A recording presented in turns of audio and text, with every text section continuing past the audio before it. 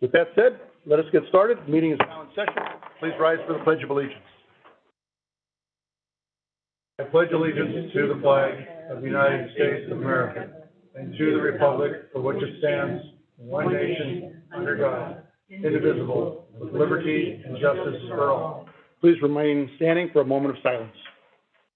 Take a moment to remember the 9 firefighters and 10 police officers that have perished since our last board meeting.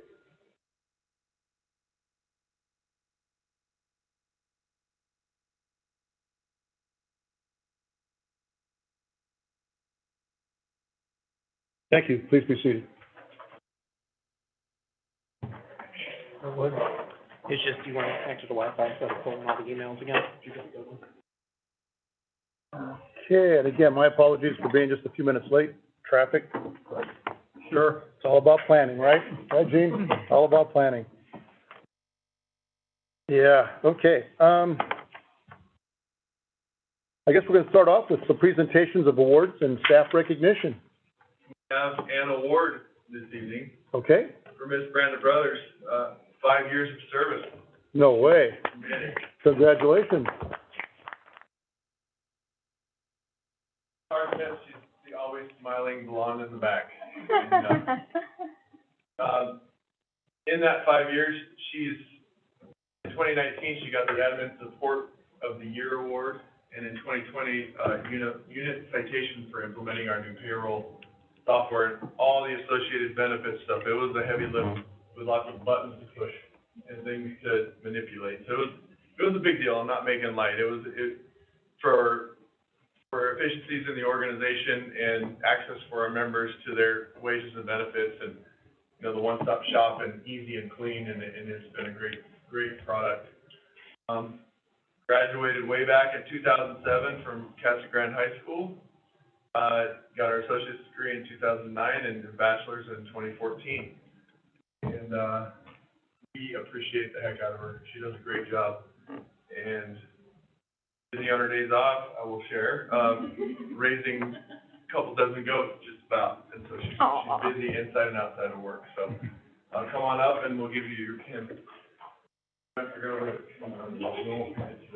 Do we have a photographer in the group? Slow down a little bit. Okay. Hang on.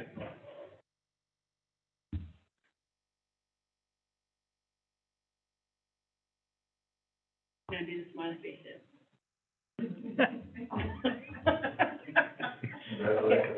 you like to say anything? Not usually. Right. Well, I think a round of applause is in order. Yep. Well, I'd open up for comments from the board if they'd like to say anything to Brenda. Because if you don't, I will.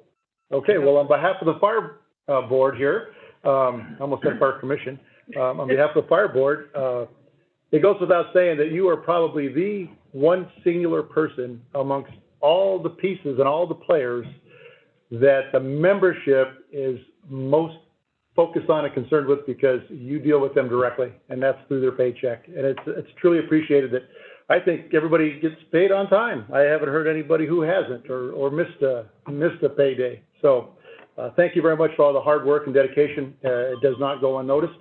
So keep up the good work. All right, thank you.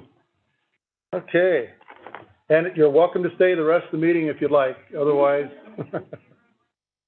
okay. Okay, are we going to see the workshop from? Yes, Sarah's Okay, Sarah's present in Zoom room, and she will be presenting via the web. Thank you, guys.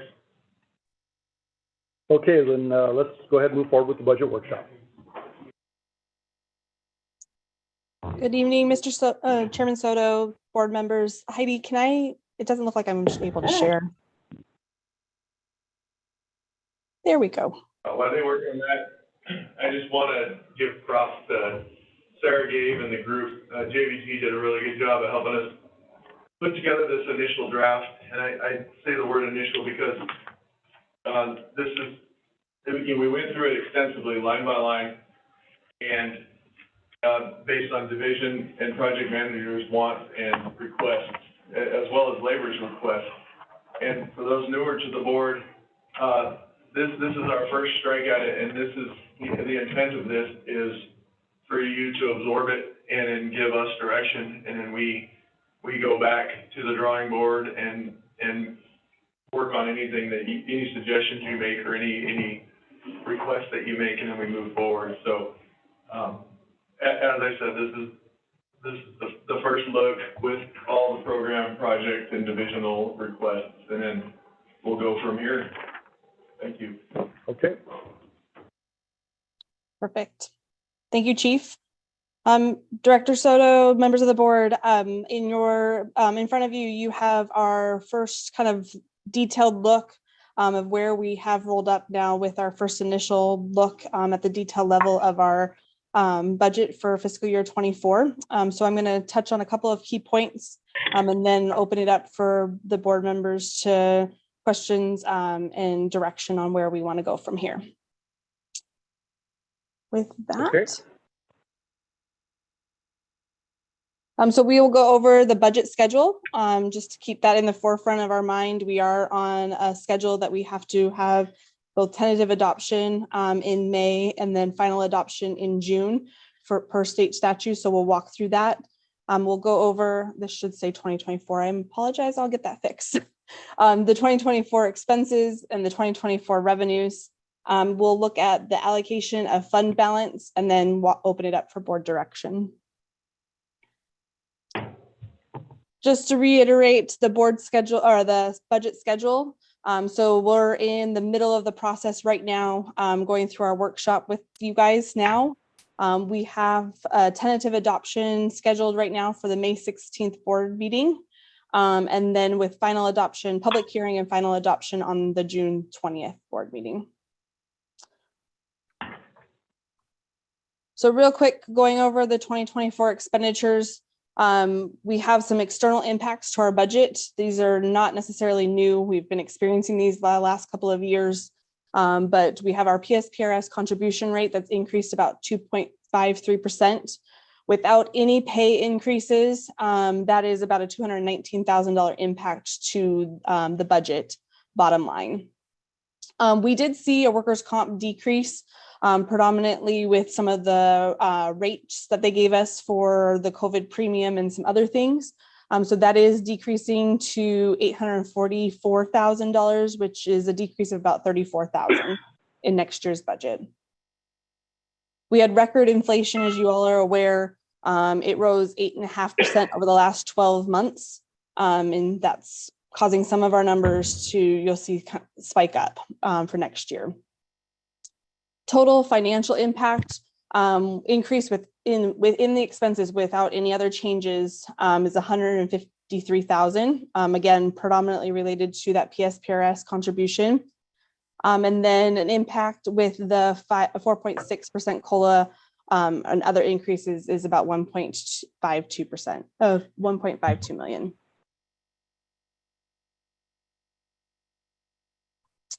So real quick, getting into more of the detail of what's actually in our expenditures, broken up by category. So right now, what is planned based off of the staff requests, we have and labor requests, we have personnel expenditures. We mentioned the PSPRS increase. We also had a slight ASRS increase as well. We have a step increase and COLA of 4.6%, and a step for anyone that is eligible. Sorry, that should say, yeah, 4.6% COLA is in the budget right now. There was an ask to look at an 8.7%. As you saw on the previous slide, we did see record inflation at 8.5% over the last 12 months. So if we try to use that as kind of our baseline for that 8.7% COLA, the impact would be an additional $795,000. The tax rate to absorb that would be raising it up to 2.7451% or an additional 15 cents. We did see an increase in our health insurance costs of about 6%. And then as I mentioned earlier, we did see a workers' comp decrease of about 3.9%. Building and land overall, we are decreasing from the budget at $32,488 from last year's budget. Decreases are found in utility costs based off of usage in our compounded annual growth rate. We have some building and repair and maintenance costs increasing due to inflation and costs of our contracts for services. Vehicles and equipment, we are seeing some fuel decreases, and you'll see that when we get to the monthly financial report out that you guys have seen over the last couple of months as well. So we are expecting to see some decreases in our fuel costs. So we have planned for about a 20% decrease from budget for next year. Our PPE is increasing due to our manufacturer's costs that is getting passed down into the district.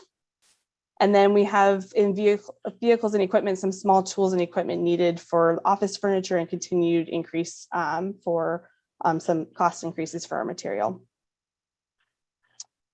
Communications and IT, we do have some increases due to aligning our costs to our historical spend. Again, you'll see that when we get to our financial report out, but we are seeing some increases in our communication costs. So we did adjust for that in the budget this year, going into next year. And then we have a dispatch increase of about 5% per the IGA.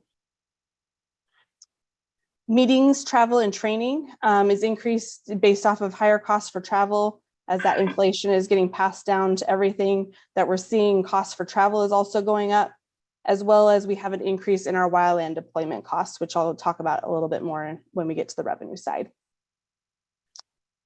And then managerial expenses, we do have an increase in professional services. That's really predominantly related to some outside costs for outside HR investigations, mental health counseling that we're focusing on for next year, and then outsourced IT.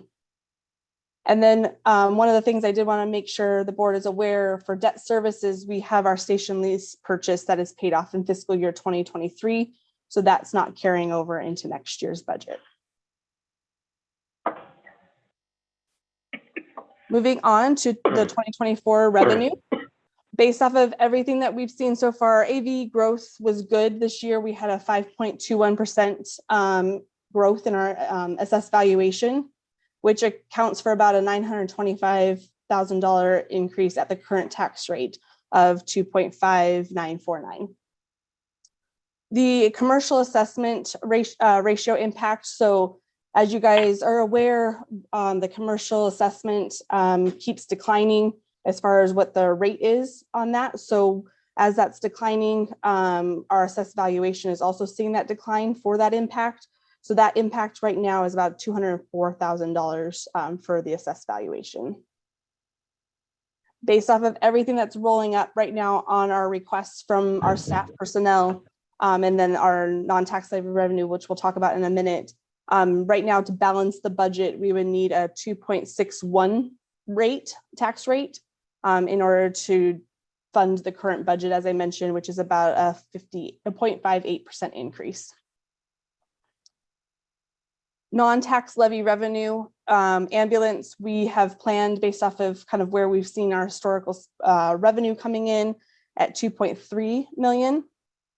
Communications rent, we have an increase of about 8.1%, and that's just mostly driven by our contractual increases that are in our contracts. So that's coming in at 236,000.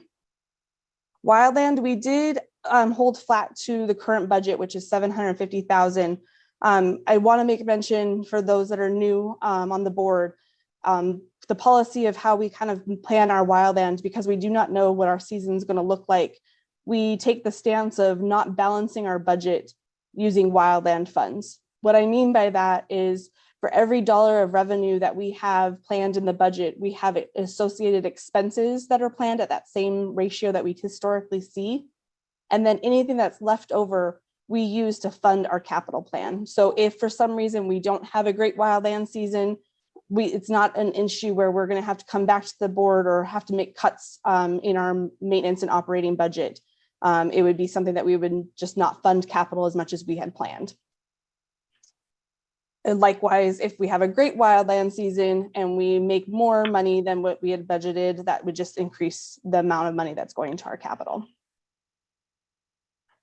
Interest income, we have 100,000 planned right now, and then we have miscellaneous revenue, which is predominantly related to our Prop 207 funds, which is our Arizona Smart and Safe, our marijuana sales tax money. And then we have CRR training and donations also going into that miscellaneous revenue calculation.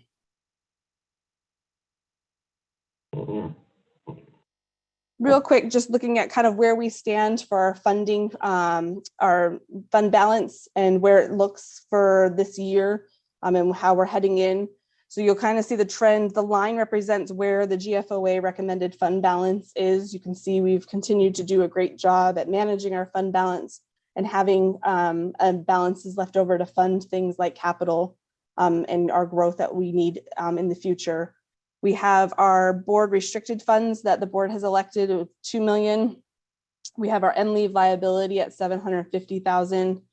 We have our capital fund sitting right now is projected to end fiscal year 2023 at 3.5 million. And then our unrestricted fund balance at 8.6. And then finally, just kind of everything that I've talked about, here's where we stand from an overall roll up. You'll see here is our 2023 approved budget in the first column, where we're projecting based off of our spend year to date for 2023, and then what the current draft budget is for 2024.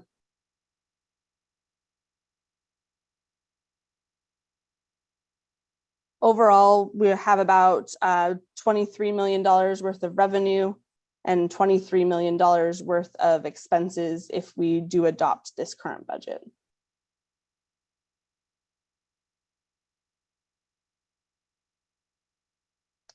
And with that, I'd be happy to answer any questions the board may have or areas that we want to focus on. All righty, I'll open it up to the board. Jean, start on your end and come on down this way. Any questions you have for Sarah? Nothing at this time, okay. Janet? Nothing at this time. She did a wonderful job. Okay. May I ask a clarifying statement? Sure. So Sarah, you referenced a 2.74 mill rate and then a 2.61 mill rate. Am I clear to understand that 274 reflects the 8.7% COLA and then the 261 reflects the 4.6? That's correct, Chief. Okay. If the board has any questions about where those numbers came from, I can explain it. And Chief, could you one more time, just run that clarification that you just asked Sarah by me one more time? So she presented two different mill rates to you. Right. And one was 274, No, she the didn't. other one was 261. Uh-huh. And those are reflective of essentially the biggest changes generated by the difference between two different COLA percentages. Okay. And to explain why we landed on those two COLA percentages, I'm currently in works with labor. Our contract, our memorandum of understanding states that we align with the Social Security Index, which is 8.7. I also proposed to labor that we evaluate the federal COLA as a benchmark. I was hesitant to just pick a number because it sounded neat. I wanted to anchor into a standard. And so while our contract recognizes the SSI COLA as what we shoot for, labor and management both understand that that's a lot of dollars towards the COLA. And so I asked JBT to run the numbers with the federally recognized COLA just as a reference point. And that's the 4.6? Correct. Okay, let me continue with the questions. Helen, any questions for Sarah or the chief? Well, yes, Sarah, I have a question. Is there a reason we don't have a hard copy? Because I'm finding it very difficult to assess a budget that I can barely with my glasses on see. No, I apologize for that. It was hot off the presses, basically. I apologize. We definitely can send this out to the organization. The other thing, obviously, we will want to have, I think we implemented it last year where we sat down and spent the day going through line item by line item. And I would like to make sure that we get that scheduled on the calendar with you guys to be able to walk through that again. Great, thank you. That would be perfect. Okay. Thank you. Scott? Not at this time. Okay, great. Just a couple things. And thank you for the clarification on the COLA, because it looked like it was low to me based on what we're seeing out there, and it's, for that reason, it's the federal versus the other. Okay. So with workers' comp down, our fuel load our fuel usage projected to be down, miscellaneous revenue up, interest revenue up. We're still, and the property value being up as you showed.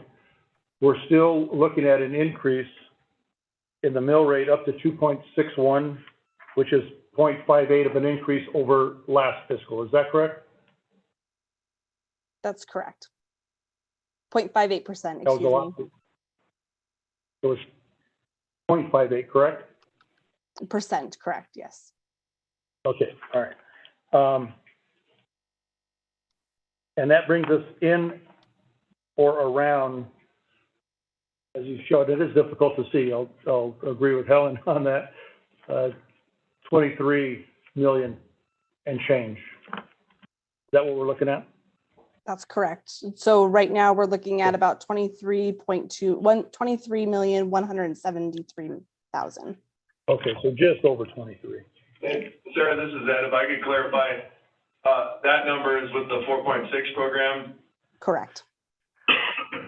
So if the larger COLA is recognized, it's another 750,000. And based on trends with labor, are you confident that it's going to remain at 4.6 or? The board will give me direction, and I will enter into continued good faith negotiations with labor. Okay.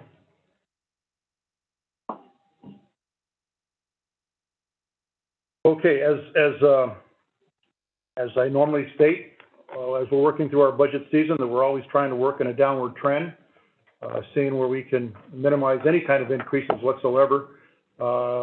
We are definitely into that area where, we're scratching our head trying to make ends meet, yet still provide the budget we need to operate. So I truly appreciate the work you guys have put into this. But let's keep in mind that we're always trying to work on that downward trend if at all possible. I can assume, and I'll take an opinion poll as far as this COLA at 4.6, as compared to a potential of a higher one. Are you comfortable in that I direct the chief to work in that direction of 4.6? Sounds reasonable. Sounds reasonable? Yeah, Yeah.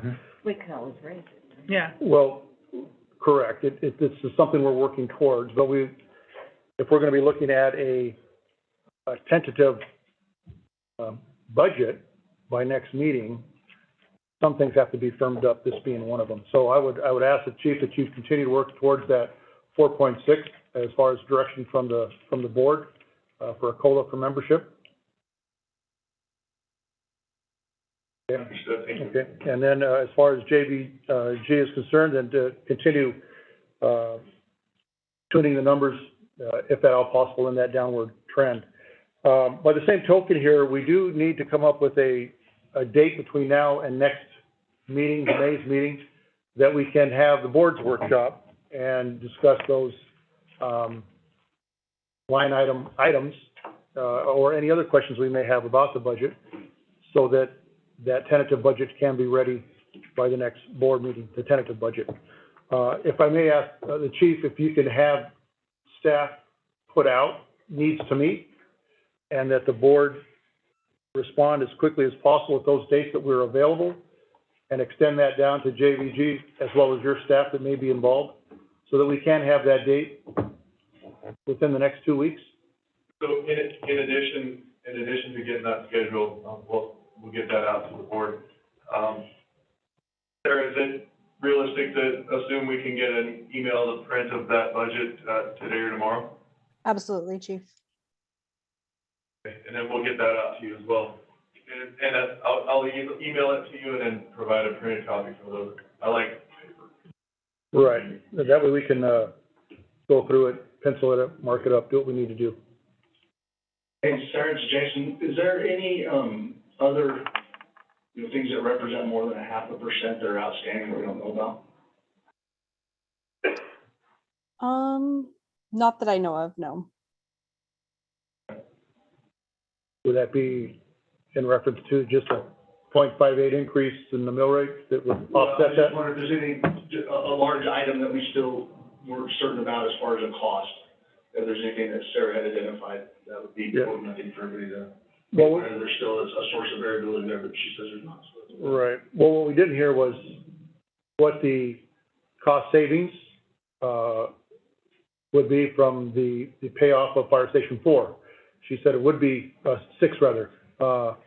We no longer will have that, but by when and how much of a savings is that to our overall budget? But our capital plan is still tracking to hopefully assume a debt for Station 4 this year. So those dollars and programs. So those dollars will continue to go into the capital plan. Is that what I heard? I need to clarify with Sarah, but I believe so. Okay. all Yes, right. that's correct. That is correct. Okay, so that just means our savings for that would increase in the rate of climb, if you will. Okay. Any other questions? The Chief, thank you very much for the update. We look forward to the emails, and as we have in the past year, or as we've have in the past year when we went through it on the board workshop, we look forward to it, and maybe we could identify not only a decrease, but maybe even an increase if it warranted. Good. Well, thank you very much. Understood. Thank you. Thank you, Sarah. Thank you. Okay, that wraps up the budget workshop for the board. Next item on the agenda is our regular business meeting. And first up on that is public forum. Do we have any public speakers? We do not have a public speaker. We do have a member of public that requested a letter be read into the minutes. And that letter was submitted after the opportunity to get it into the board packet, but you all have a copy of it. The gentleman, Mr. Mark Blosser, has some questions about our fire code as it relates to new construction in the village of Oak Creek. And after consulting with Mr. Whittington, I'd request that the board review the document, and we cannot discuss it tonight, but if you so choose, we can agendize it for the next board meeting for discussion. Okay, and that's the letter dated April 18th we have in front of us? Correct. And when did we receive this? We received an email, I believe it was Sunday night. Okay. All right, then with that said, then let's go ahead and we'll have an opportunity to read this and review it and agendize it for our next meeting. Correct. Okay. All right, then I move to agendize this document for next meeting. Second. Second. Any further discussion? All in favor? Aye. Aye. Any opposed? Okay, this will be agendized next meeting. May clarification on Mr. Whittington. Yes. Mr. Whittington, are you available?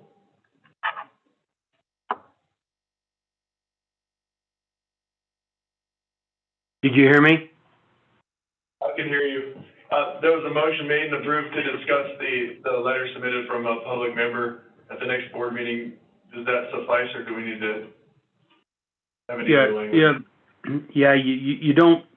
You need to avoid using it by motion. The chair can direct it to be done without a motion, and because it's not on the agenda tonight, that's what I'd recommend. Oh, okay. Then direction to you, Chief, is to go ahead and agendize this for next Discussion possible action at the May board meeting. action yes, discussion of possible action. Understood. Thank you. Thank you.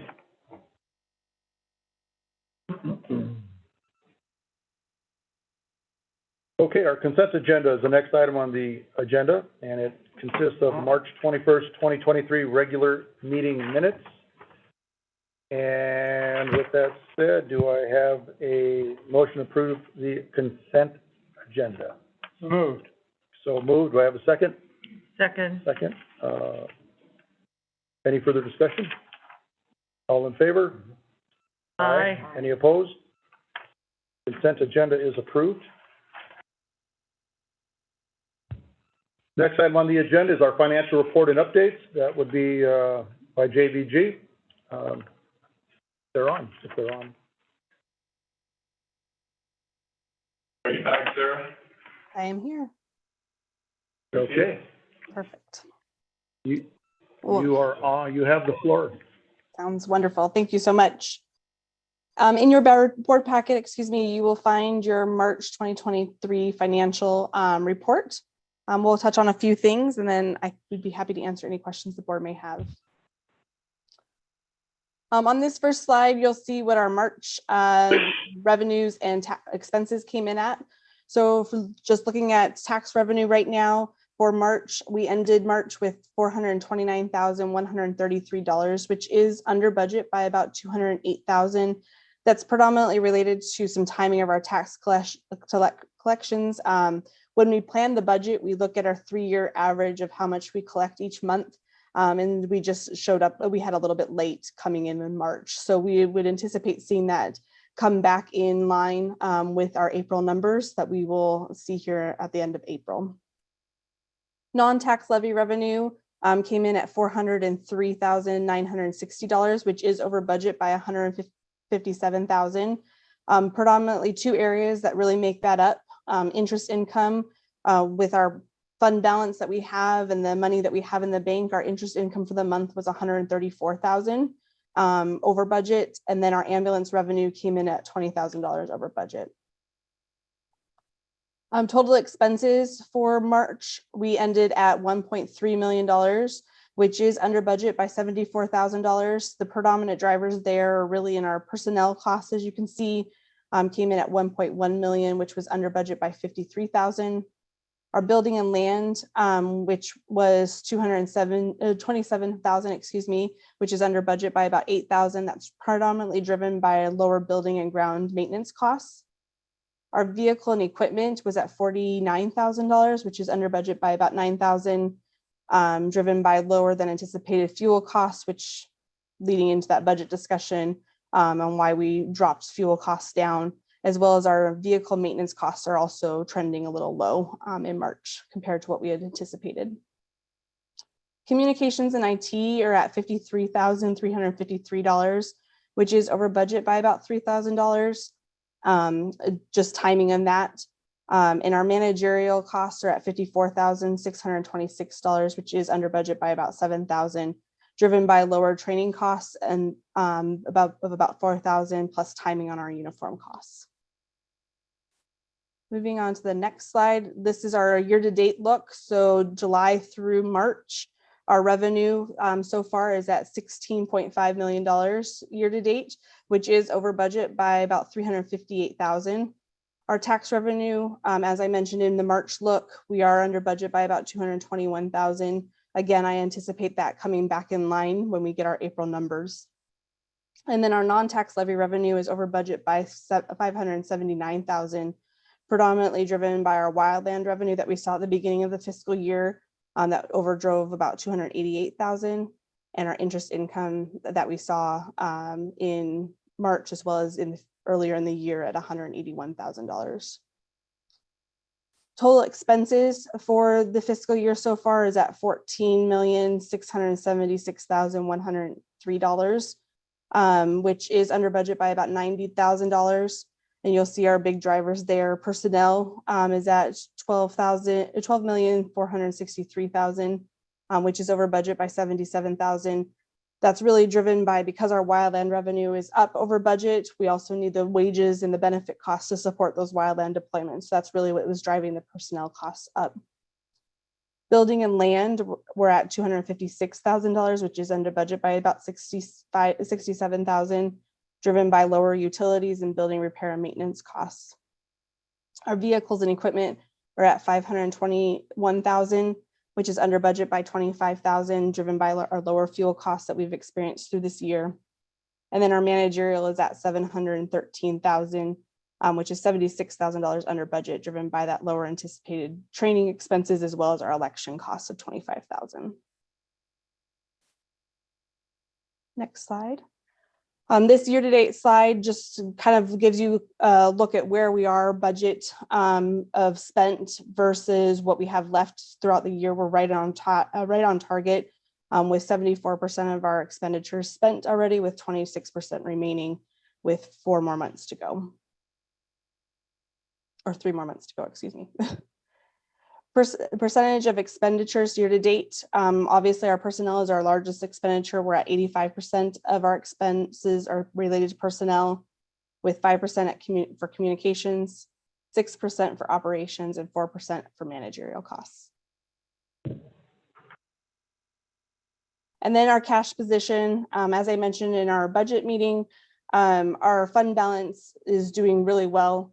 We ended the March with $14,323,000 in the bank in our cash accounts, with our assets at 26, just shy of 26 million, with our liabilities at about 33 million.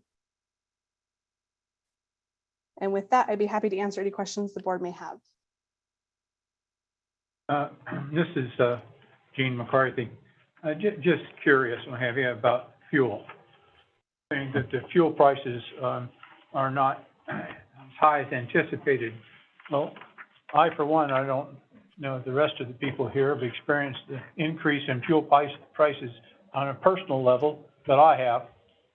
So why do we believe that our fuel prices, is going to be less? So I can answer that. That is a great question. Really, it goes back to what we had planned in the budget. So when we built the budget for fiscal year 2023, we had already started to experience some of those fuel increases. And I think we all were a little shocked by the value of the fuel costs that were going up. And so when we planned the budget, we had factored in a significant increase to our fuel costs for the fiscal year of 2023. And our fuel costs just aren't, they're high, but they're not that high. I don't know if Chief Coyle has anything else or Chief Mizoulis has anything else to add. Yeah, only, I mean, just to augment what you said there, Sarah, is that we looked at the U.S. Energy Information Association and what they projected the fuel cost to be. And so that's what we anchored in. Yeah, absolutely. Fuel prices are up, but it was like, you know, we thought the $5 burger is going to cost $10. And still $8 for the $5 burger, but we kind of planned for 10. Now we're going to plan for more $8 burgers. But yeah, it's up for sure. Thank you. You know, Gene, if I may, granted fuel prices are up, but by the same token, our fleet of all vehicles has probably never been younger. Therefore, as technologically advanced as they can be, and probably more fuel efficient as they've ever been.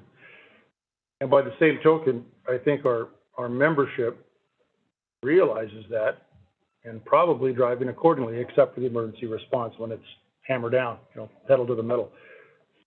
Same with utilities. If utilities is down, is it because the rate is down, or is it because we're being a little bit wiser in how we use it across the board? And maybe a combination of both.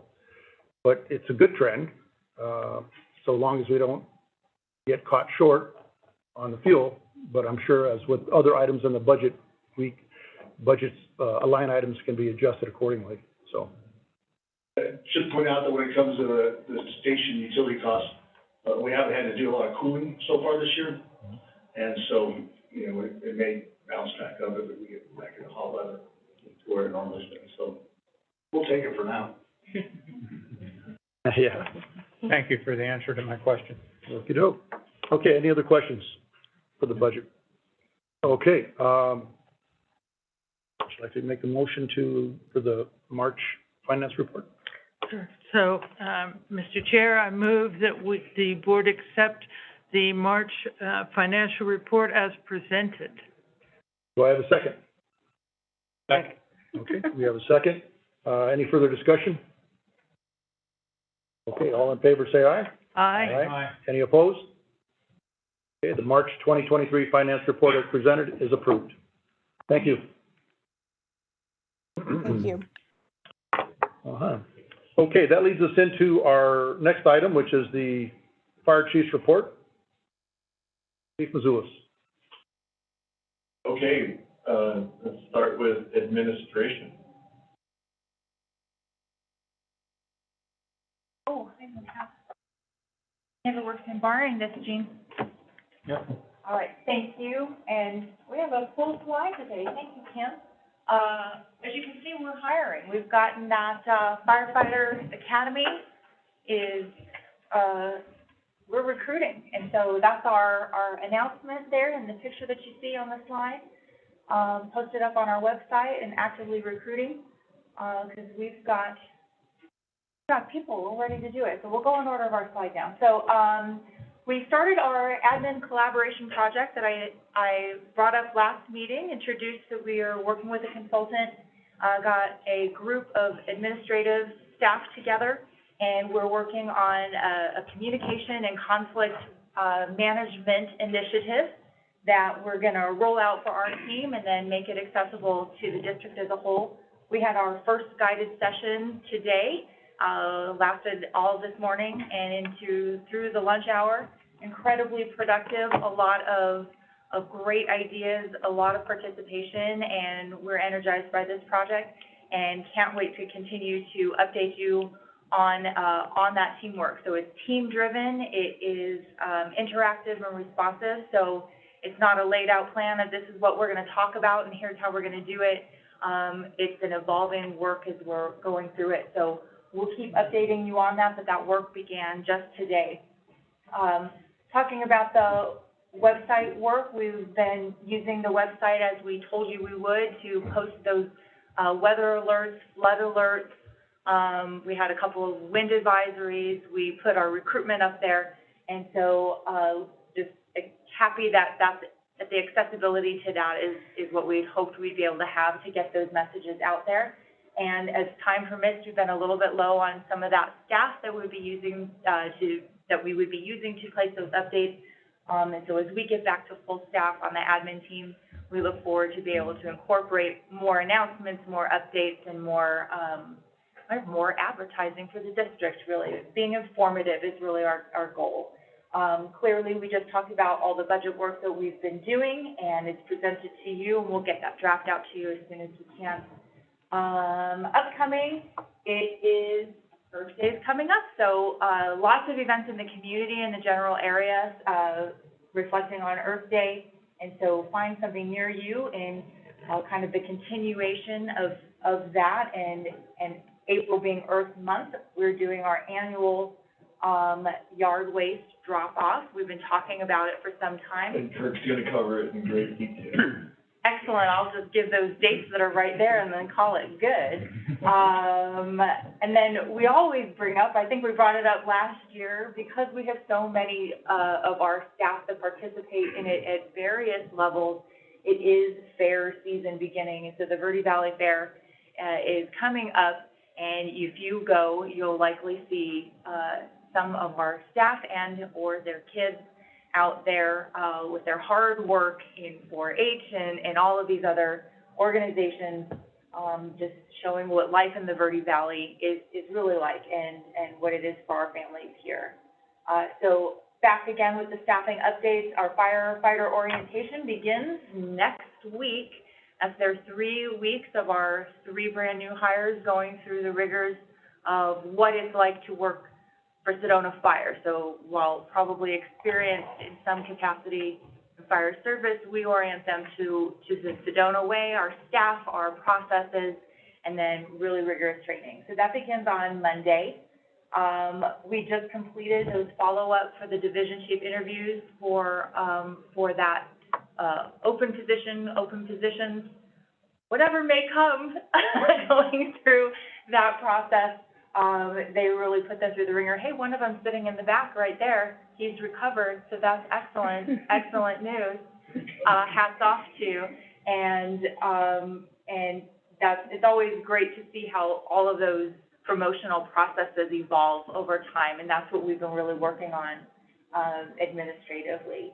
And then, as we can see, the firefighter recruitment is out there with our deadlines. We're getting a lot of calls and requests, and we're excited about the interest. As usual, I'm going to cap it off with what our mental health moment is. is April is Stress Awareness Month.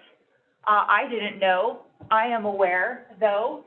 Related is also Alcohol Awareness Month, which is something that people could turn to when stressed and actually might compound stress. So looking at those pieces, it's also Earth Month.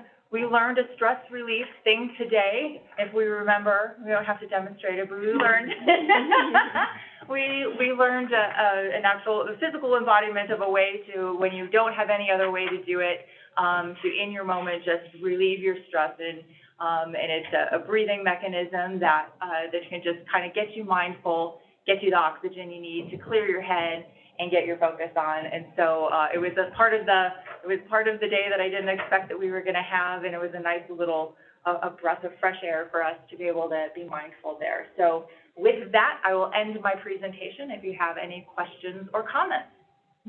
Yes. Stress relief, Mm-hmm. a 2x4, nails, and a hammer.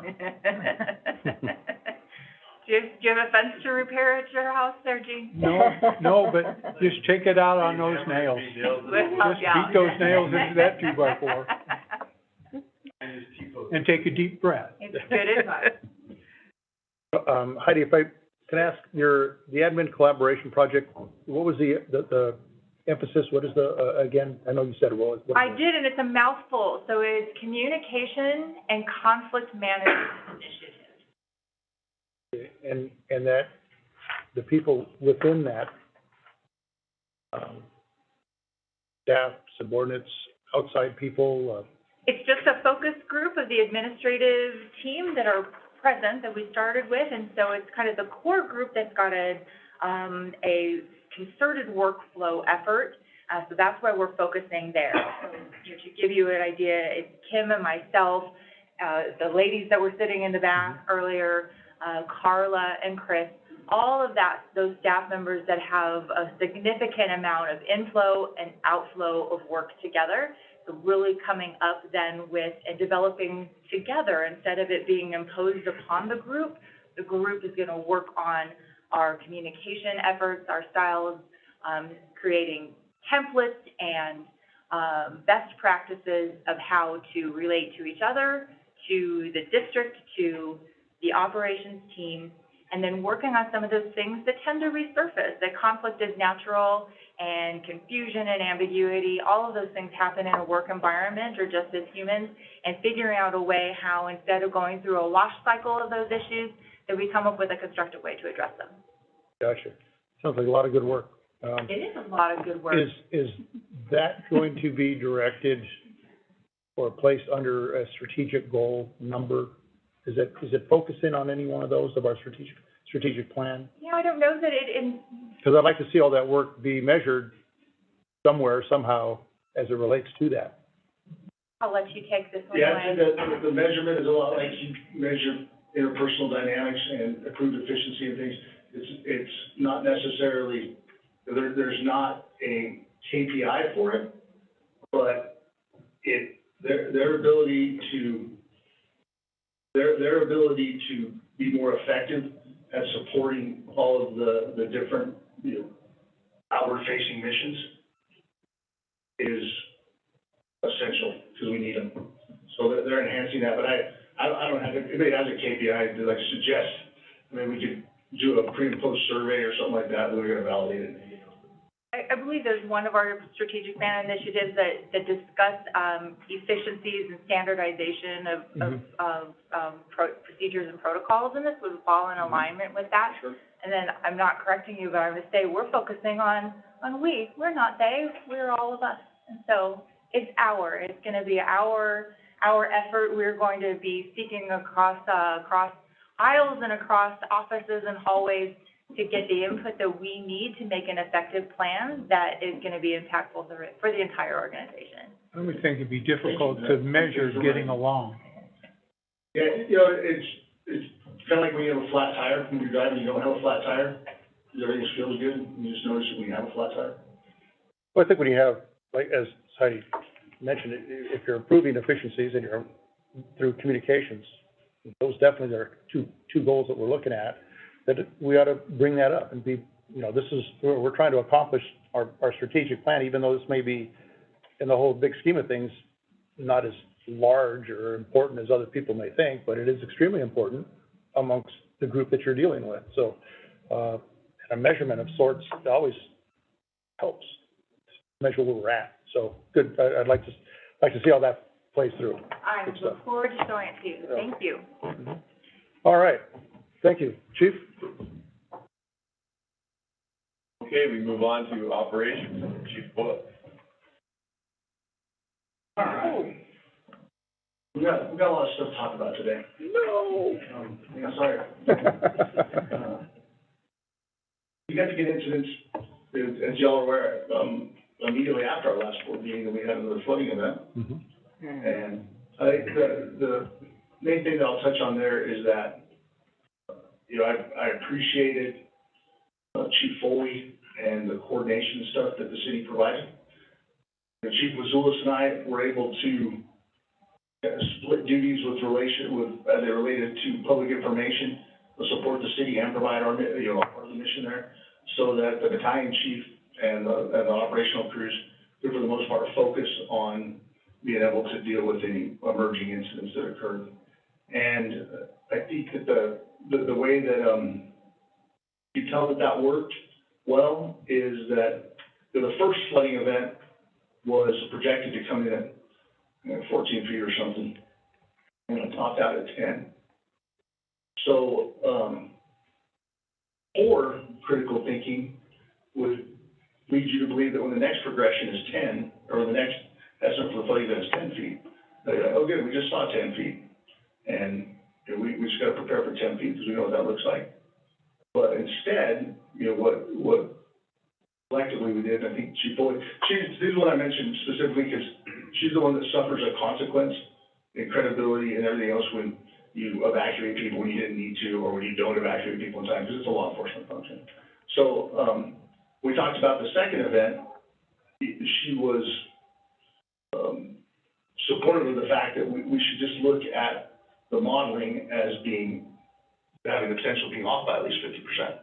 Right, the last time it was 14, they said 14, it went 10.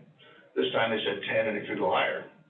And so that was what we prepared for. So we made sure that when we were talking about benchmarks and triggers to take action, that we based those on the, on what occurred and not what was projected.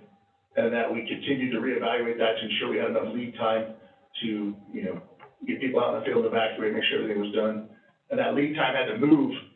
It's different when you're evacuating or when you're making notifications at 5 o'clock in the afternoon and when you're making them at 2 o'clock in the morning, right? It takes longer to get people to the door. It takes longer to make sure everyone's aware, especially if you're asking them to evacuate.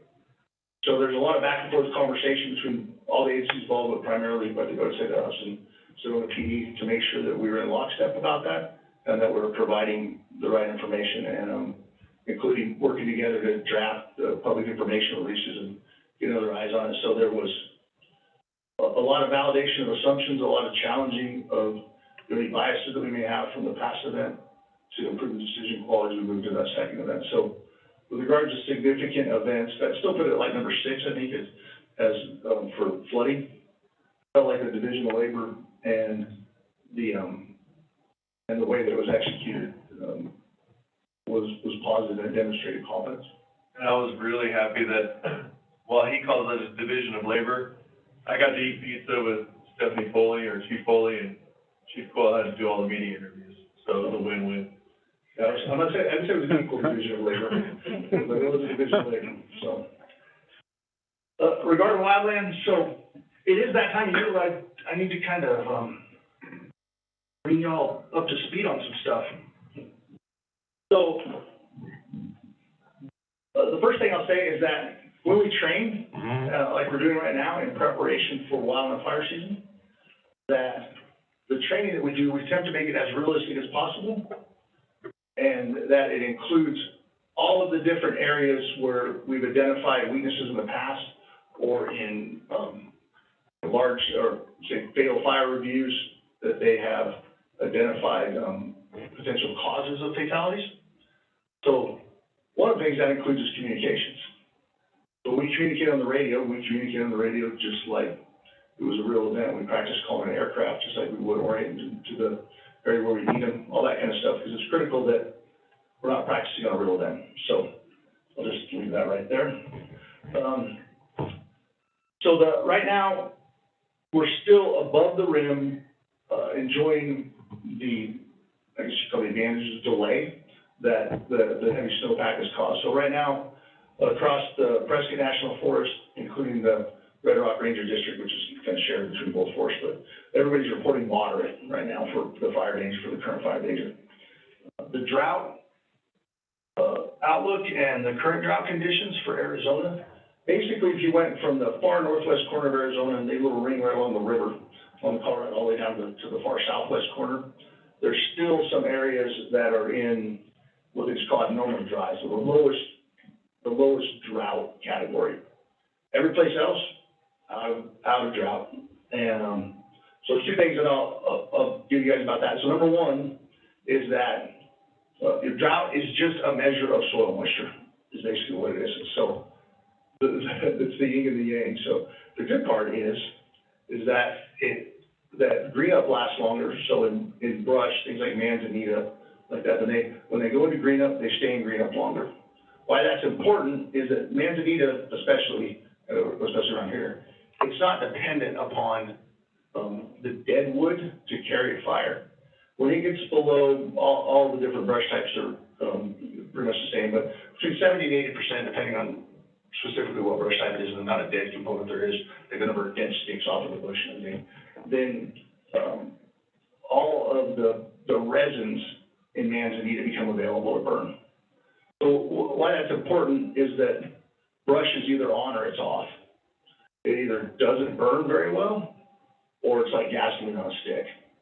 So higher soil moistures lead to longer green up periods and longer until the live fuel moistures drop below that critical threshold, which is something that we watch very closely because of the reasons I just said.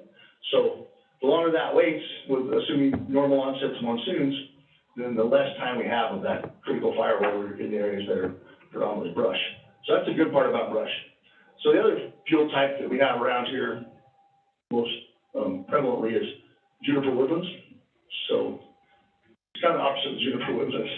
So juniper woodlands, there tends to be a lack of fine fuels between them on normal years. So the grass doesn't grow up in between all the trees. And when you have years like winters like we had this year, when you have higher soil moistures, then the grass grows up in between the junipers. And especially in junipers, you kind of need, you need three things, I guess, because you need an ignition source. You need some fine fuels between them to carry the fire, and then you need wind on them. So you look at most of the scars you see in junipers, and they're about 6 times as long as they are wide, thereabouts, because they're usually wind-driven fires. What that also means is that when those ignitions occur, if you happen to be right up the way that's going, so winds are really out of southwest this time of the year, you would have less time than you would in a different fuel type that maybe you'll burn more like a circle or like a teardrop pointing towards, from the pointy part being the ignition going out. So there's kind of some yin and yang. That's some of the stuff that the guys are working on today as they're going through that. Just kind of some reminders about the different fuel types and how that relates. So the other thing about when you have wetter than normal moistures in the spring, that a lot of what it takes to kind of set up the monsoons is that four corners high. So that high pressure to get over the four corners and start to pull that moisture out of the Gulf of Mexico. There is, the data suggests, and I'll just say suggests because it probably doesn't go much further than that when you have moisture in cooler springs, you have a little bit of a delayed onset to the monsoons. So that's some of the other stuff that we're calculating as we're looking at all these other things to try to figure out, all right, what's this look like? So I'll give you guys this big long one once, and then every time I'll say, hey, fuel moistures are looking good, everything else, but I kind of wanted for everybody, I don't know if lots of y'all have had this information before, but that's kind of a refresher, give you some context. The drought outlook for Arizona is still not very foreboding. It just shows that same area I talked about, maybe advancing to the next stage of drought. But nothing like the big red blob that was over us at the beginning of this last winter. So that's pretty awesome. Temperature and precipitation the last 30 days, above the rim, we had well above normal precipitation, about 2 inches, and then temperatures were cooler. So nothing really there that changes fire season. And then, the weather outlook, as we get through these low pressure systems that are actually going over us, pulling moisture from the Pacific and getting us wet, like there was 4 inches of rain up at, Munns Park on that last storm, which is crazy. That just doesn't happen. But then we're gonna get more to that normal pattern of those systems going to the north of us, going across the Great Basin into Colorado, and we'll just get all the winds. So that's what we're in today, and that's, what we're likely to see. We'll see periods of high pressure set up for a couple of days, and then we'll see a trough come through, normally to our north, normally dry this time of year, and then scour those out. So what that means is that as things dry out, the fire danger, and we have all those grasses, is gonna be more, closely correlated with those wind events, and so we'll be paying attention to that as well. If you look at the large fire potential going forward all the way through the season, it probably comes as no surprise after what I just said, that if you look from basically Tucson to the southwest part of Arizona, higher than normal fire danger because they had all this great rain all winter and now the grasses have grown. And then same thing about when you look at New Mexico, pretty much east of the line that goes from Silver City up to the northeast corner there by Hobbs. All that stuff to the east of there's got a lot more grass because lower country. Everything above there, in our belt, where we are right here, right below the Mogollon Rim, is an average fire season. Above the Mogollon Rim, they're calling for a below normal fire season. And, the other good thing about the outlook right now is that it's not showing other areas with significant large fire potential during the southwest fire season. Why that's important is that we always do, man, we're lucky, we're usually first to the trough. So, we get past about, a week or two from now, all the hotshot crews are up. So if there's other large fire activity elsewhere, the southwest is able to pull on those resources from other regions. Whereas if, we're competing with other regions having fire season at the same time, we're less apt to get all those resources. So that's one of the reasons we kind of pay attention to that. Right now, the dead fuel moistures are declining, so the dead fuel, the amount of water that's contained within is declining, but it's still well above normal. And the brush is still well below normal with its potential for growth. In the forested area, creeping up close to the seasonal average right now. But that's just because pine needles and stuff like that dry out, and that's primarily a carrier in the forested area, so you don't have not like the big trees have to dry out, just the pine needles. And that's looking really good. And then in those transition zones, which is where we sit, sometimes we're up in the pines, sometimes we're down out in the brush, and we're sitting below normal as well.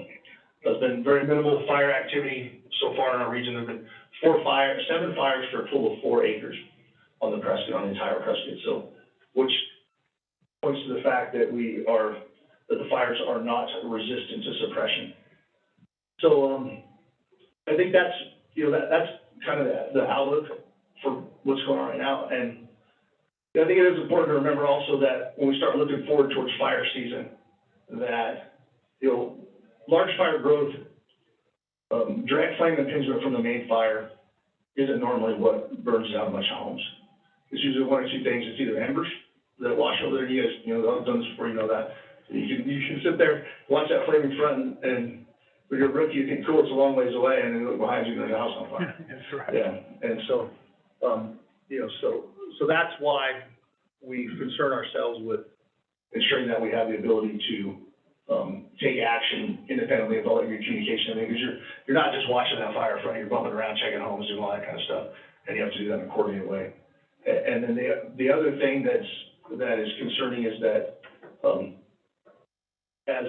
if structures catch fire, of course, they have a tendency to loft a lot of embers themselves and create a significant heat source for to catch other structures on fire. So another part of the training to the crews is how you identify when is it appropriate to try to put that structure fire out to prevent, even if it's fully engulfed, to prevent other homes from burning, and when is it time to just say, we need to focus our efforts more directly on those homes that may be burned. So there's some nuance there, but a lot of stuff that the crews are working through. Todd Moran is taking the lead for this refreshment tournament, and by all accounts, they're doing an excellent job of ensuring that it's realistic training and it's meaningful to make sure that they can support that part of our mission. Any questions on Wildland before I go on? It's probably enough to beat you up with information. Yeah. Good. All right, so, GIS is, GIS next, we'll spin on those, that I say things about them when they're not here.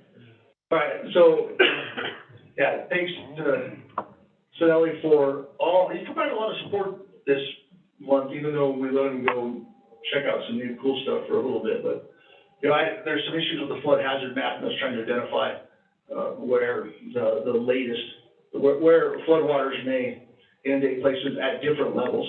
You think we look at a flood map and say, oh, you're in the 100-year flood zone. But when you're trying to inform decisions about, hey, if the action stage is 7 feet, minimum flood is 14 feet, where do we need to prioritize our efforts as we approach that 14 feet? That's a little more complex, and that's one of the heavy lifts that he had this month. Also, we are evaluating, but we're not, I'm calling it ACES. That was my acronym. So the application crew, which is Claunch, SBL, and Spinelli. So it's like ACES with 2 C's. But we want to provide meaningful metrics to the crews and to the board, and also a shared understanding about the data. And there's lots of different ways we look at this. But I know that if I start looking at cool products, Chief Phillips and I both already talked about this, that we'll identify some super cool product that's very difficult to implement. So if we give them parameters, and then we have them evaluate the different products first, and say, hey, we think you can, create the dashboards you want with the displays that are provide you all more time information, and it will interface with all of our current existing stuff. And then now here's the 3 different ones we want to look at, and then they invite us into to see those demos. So we don't see a demo of something that's going to be super difficult to integrate with our existing systems if we fall in love with it and we make their job harder. So that is a really big lift. And the other thing is that there's more stuff, but the other one I hit on from that is that we use Avenza right now, which is a commercially available software program to do our mapping. Same thing we use on wildland fires. And it was thought it was pretty good until Coconino County Search and Rescue and their guru showed us this thing they use called TAC. It's a government program, TAK, and it has different functionality. So a working group that includes the SME from Coconino County Search and Rescue, one of the battalion chiefs, and Josh Claunch, and then Matt, are looking at that to see if that is a better alternative for us to coordinate our search and rescue efforts.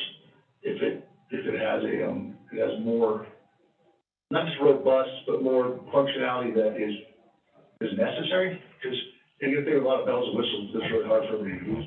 So they're taking a look at that, and I expect by next month they'll have us kind of an evaluation on what that looks like, and so if we should invest our money back into our Avenza subscriptions, or if we should look at moving to this tax software. So again, it's all focused on meeting the mission. All right, so moving on to, since it's a lot today, moving on to telecom. A lot of the work that Bob has been doing, I think if I was to, there's lots more, but if I was to categorize it into 2 distinct areas. One has been dealing with ensuring that our mountaintop sites are functioning, and that we have everything that's necessary for them to function, even when we can't gain access to them by normal means because of the snow. And that was a big part of the lift over between the last board meeting and actually right prior to that, having to get a dozer to push over a road to Schnelly Hill so we get more fuel back up into there to our propane tank. And then, then they go and check the site at Mingus because there's a planned outage. And then Mike goes up there, runs the generator, everything's great. And then between the time they did that and the time that the outage occurred, the pack ran it even through one of the radiator hoses. So the generator came up, overheated, went back down, forced the battery back up, kept everything online, and then they were able to go up there and fix it.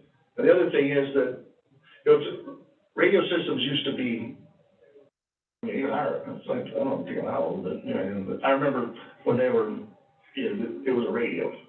And then every once in a while, so you have something hooked onto the radio, but you probably have like 4 or 5 different radio banks, that's pretty much it.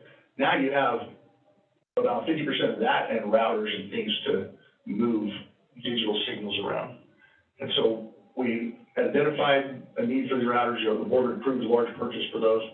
And then the routers showed up, eventually, that met the spec, but the power supplies for them that were labeled 24 volt DC, 48 volts DC, were actually 120 volt AC. So, yeah, so we got things, but we didn't get things that work. So that was another big lift. Well, she's like, oh no, he showed him the box, he goes, says this, he goes, I know that's what the box says, but here's a picture of the thing inside. It wasn't just one of them, unfortunately, it was every single one of them had the wrong power supply, so, working to get that stuff corrected. And then the other big lift for Bob has been, GPS provided project details for the tower swap heat. And, is that what it's called? I'm sorry. He had it written there, and I was like, I think I was supposed to call it something else, but I apologize. Porcupine. Yeah. All right, I'll remember that. So at Porcupine Peak, it's alliteration, and they showed them the as-built, and luckily Bob has got all the stuff in his head, but he looked at it, and our antennas weren't showing in the right place that they were right now. So why that matters then is, their contractors go up there in the middle of the night, and they think they can cut wires to stuff that's gonna come off and get moved, and if you don't have the map right, then they cut the wires to the wrong thing. So he immediately jumped on that and identified areas to be able to ensure that or ways to ensure that we were in alignment, that the as-built, the map that showed the drawing that showed where everything was supposedly was accurate. And so then when they take that equipment down and put it back up on the new tower, we don't have instruction service. Yeah, sure. Well, no, you're fine. Beyond that, so Bob has provided us a very solid plan to upgrade our radio system and utilize a functional way the capital money that you've worked to put away. He gets the switches that Chief Quell spoke to, and he says they'll be in by June, and we're like high-fiving, and he says, wait, the power supplies are wrong. So Bob powers ahead with a smile, and then he's like, and this year we're gonna replace stuff at the towers, and then DPS says, oh wait, we're doing it in 2 months. So then Bob, in his brain, quickly, I might add, like he described, line it up so that it'll work. It's still in our plan to do it, it just wasn't planned for 2 months from now, it was a next year thing. But then aligning with outside agencies, Bob's just been doing a great job of that. Yeah, I agree 100%. And then the last telecom piece is that he's, right now, when he went to their annual user conference, we asked him to try to find a subject matter expert that deals specifically with tower contracts and rate agreements and everything, so we can, and he identified someone we think is gonna help us to do a better job of ensuring that we're being properly compensated for the use, and that we don't have to have the same delays with renewals and stuff that we've had in the past. Yeah, just some little geeky radio stuff there.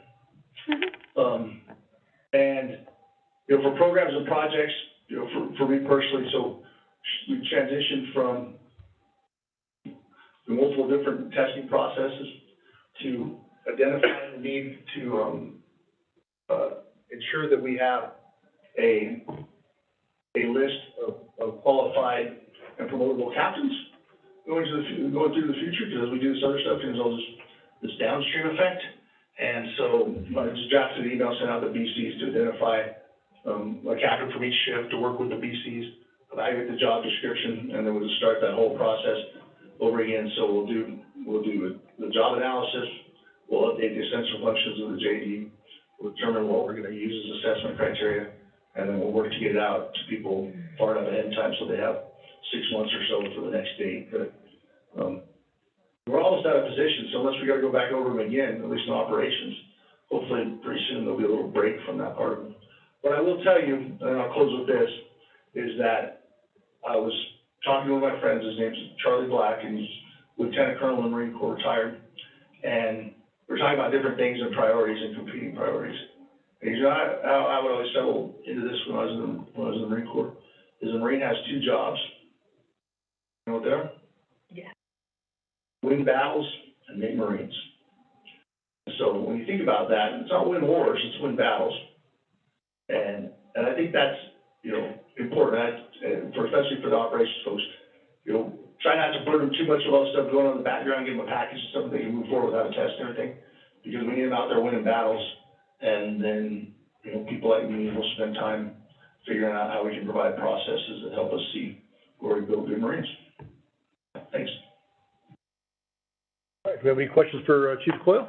Excellent report. Yeah.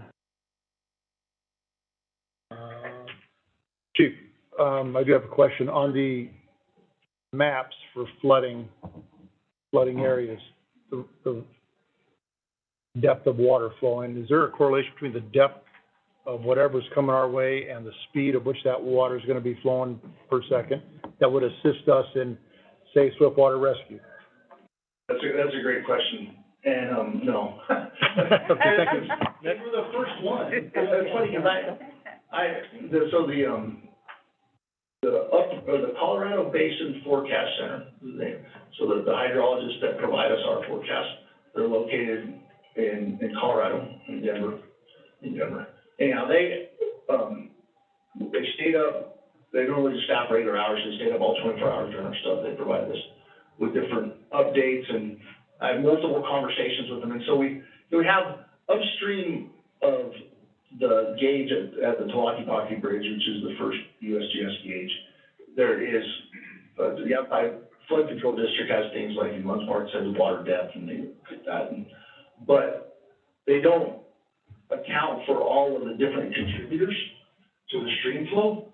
So until it gets to our first gauge, we can look and we do this. We go up there and say, hey, you know, Munns is really up. So it's coming to Munns Canyon. There's a lot more, it's contributing more. That's usually how that goes.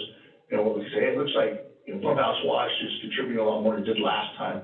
But they're all just relative to the last time they've seen it, and they're subjective assessments. There's no gauges or no predictive devices that are upstream from us. You know, it's funny, one of the main ones is when the water tops the high bridge at Thompson Road. So that bridge, when water hits the side of that and goes over the top of it, you're at about 10 feet. So when that happens, we know that, you know, downstream, we're gonna see things like doodlebug and things like that, with a higher likelihood that they'll be impacted. But, yeah, that's all. Now, if you can't convert any stuff, we'll give you 12 hours of notice and you'll be able to prepare for that stuff. And not us. Or not. Yeah, or not. Yeah, not if East Clear Creek, or Clear Creek contributes a bunch. So thanks for that. Yeah. Lastly, I was surprised to see for flooding, the Ready, Set, Go. We think it's mainly for wildland firefighting and residents to get ready, set, go. But here it was, we utilize the same philosophy that water's rising, get ready, and get set, and it's time to go. So I was pleased to see that, but I think it was a whole different set of peoples that it applied to. Very true, yeah. Which may not be educated in what ready, set, go means. Well, that's a good point. I think that's why, and I know this doesn't solve the whole problem. So educating the whole community. I was big thing, right, on Saturday, I was presenting at the EFO Leadership Symposium, and I used our flooding as an example of a complex adaptive system. So you have the physical stuff about the way the water comes down, we have the social part of it, and then we have the management part of it. And the social part of it is right there. Like you said, how many people know it? How many people know how to apply it? How many people in the neighborhood that have seen this before and know what to do are no longer in that neighborhood and they're in a VRBO? And not only are they in there and they're unaware of the Ready, Set, Go system, but there is a different set of competing factors when you're someplace for 4 or 5 days and you can't get across to the vacation rental. You may make bad choices, partly because you're unaware and partly because you have these other things driving you, like, you know, just once a year vacation and you're gonna get over your place.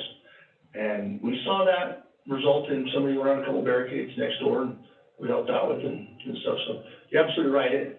I am glad they use it because it exercises the system and it helps familiarize people with the terminology. But it's still, I think we should just expect that at the beginning of every event, we're gonna need to educate people and just make that assumption and do that. And then, you know, hopefully we'll reach saturation at some point. Question. Can't we compel the, Airbnbs to, you know, they always have folders of restaurants and rules for where everybody's staying. Can't we compel them to put the Ready, Set, Go in that folder? But I mean, I don't know. We can't Can't necessarily, tell, we can you know, suggest. it's not a hotel, so we can't say exit signs, so and so forth, but one thing we're working on is, you know, the city's got that registry now of short-term rentals, and I've got a meeting, you're still in thunder from one of my slides, but, Sorry. no, related to, one of our projects that we're working on. I've got a meeting with the city manager, and I'd like to, what I'm envisioning is a welcome packet that we put together that's required for STRs. If you're a registered STR, you must have this documentation readily available in an easy-to-view area in your rental. And so, it's something I've been looking at, and there's so much legal stuff going on with STRs and legislation that passed and got shot down, that I'm trying to make it a want to do rather than thou shalt. And so I'm gonna work with the city to see if we can pull something off. And the difficulty is there was no comprehensive list of STRs, you know, they're buried in a corporation or buried, you know, somewhere else, but now that the city has that registration program, there's a database so that we can potentially access some of them at least. Yeah, impressionable age, 7th grade, and about sophomore to junior in high school. And I know that the curriculum is set within this instructional period is somewhat set, but nevertheless, these children are open to suggestion of Ready, Set, Go. Like drop, stop, drop, and roll. Right. So if you can get to them in that 7th grade period, and then in high school, what have you, vast majority of them will remember it. And some will take it home to their families. Makes sense. I think, yeah, I agree with that 100%. One of the other things I did during this last event is I took pictures of Slide Rock and other places that people are familiar with at high water. And then we'll go back and try to, on one slide, show the low and the high, because you're right, it's hard to look at it when it's not up and be like, or say, be careful, you know, bad things are gonna happen. You're like, I don't know that bad things are gonna happen. And so they kind of see that, and maybe that will help them at least. You know, it's normalcy bias, right? We expect the condition that we're in right now to be a condition that prevails. And another final comment, former board member, Al Camello, passes out to all of the, hotels and so on, a map. Got 500,000, I think he took receipt of recently. And a map that shows the entire area, and so attached to that might be a good idea of, a warning for those people who are here visiting, not only, but, so Al might be a go-to guy to discuss it with. Thank you, sir. I'm going to change the subject just a little bit. You made a comment about our potentially recruiting someone to work with us on the tower revenues and contracts. And I was curious, I know that we have had some folks who have been very behind on their tower contracts and payments. Is that getting resolved? What, that's the one that I'm most aware of, which. Yeah, so we have one in particular that we're aware of. And when I took over, did some homework, made contact with them, identified the sites we were concerned about. They then responded to JBG's request, so everything's creeping this way.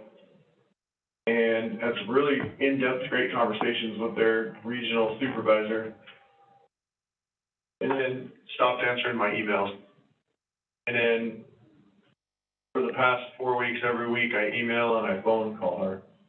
And I always get the message, on another call, call you back. So I leave a voicemail. And so this next week, we were tied up with budget this next week. I'm gonna seek legal counsel because I feel as if I'm being ghosted is the term the kids use. And, I don't appreciate it. So I probably gave her too much opportunity to do right by us, but I've been consistently keeping up with them, so we're gonna go to the next thou shalt, or a letter. I don't know the legal angle. I'm gonna determine what we need to do to let them know we're gonna remove equipment. So that's where we're at right now. Thank you. Okay. Thank you very much, Chief Cole, on your presentation. Chief, back to you. All right, and I have to overfall Kirk. All right. Good evening. So first of all, I'm gonna start by saying, two of our members that attended the Arson 2 class and have completed it, and that would be firefighter Joan Piana and myself.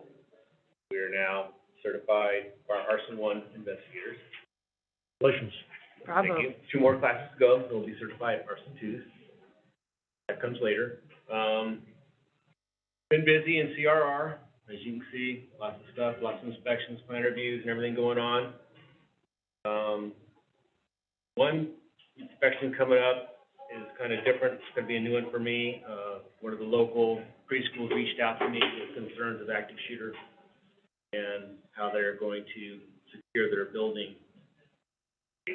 So I reached out and I've got IT Save, getting in contact with them. I'm going to go there tomorrow, look at things and discuss things, and I have a feeling this is going to be one of many things to come down the pipe, the way things are tidying up. So, you need this? You guys hear me okay? Yeah. All right, so moving on from that, the community cleanup, which we do once a year, and we've been doing it for, I can't imagine how many years now it's been, quite a few. 20? Applies. It is going to happen on April 29th and 30th, and that'll be in the village of Oak Creek, and that's going to be located behind the factory outlets in the parking area back there. And just like every year, we'll have Patriot dumpsters, backhoe, skid steer. Myself will be there a couple of times, a couple of days, and a couple of other crew members. And it's for the community to clean up their yard waste before fire season and have a way to dispose of it. That's anybody in the fire district can do that. On May 6th and 7th, which is the following weekend, it'll be in West Sedona, and that's going to be up on the Posse Grounds parking lot by the soccer field. Same venue right there, and we'll be there from 8 to 5. And just yard waste, please. No construction materials, appliances, like that. We're not going to take them. So on that note, to tie on to what Chief Coyle was talking about with some Firewise, and right on the ember wash is huge. Starting your house on fire. The flame front's going to come fast. The ember wash is going to get there first.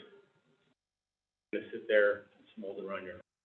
So just a few things to think about for your home ignition zone. Make sure your gutters are cleared out. Make sure your roof shingles are intact, especially after the glass wind events we've been having.